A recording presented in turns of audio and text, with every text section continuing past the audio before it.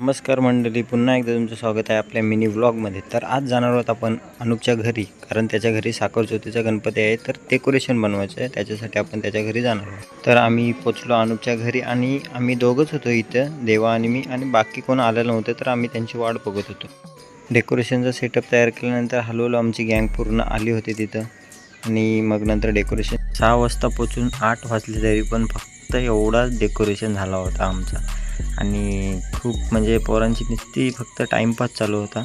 एकमेकांची टिंगल करत आरामात एकदम डेकोरेशन चालू होता आरामात. बाकी सर्वांचा फक्त टाईमपास चालू होता. एकटा ऋषाच फक्त काम करत होता. आणि नंतर मग काय रात्रीची तर नुसती बाबा नुसतं गावावरती चर्चा. याच्याकडे कॅमेरा गेला रे गेला की 2 बोर्डं दाखवली. आणि सर्व पण होता आणि सर्व पोरं होते गँग होती पूर्ण. रात्रीची बडबड आहे का होतं काही बेकार बडबड करत होता नुसता. इकडची चर्चा तिकडची चर्चा, दुसरं काही समजत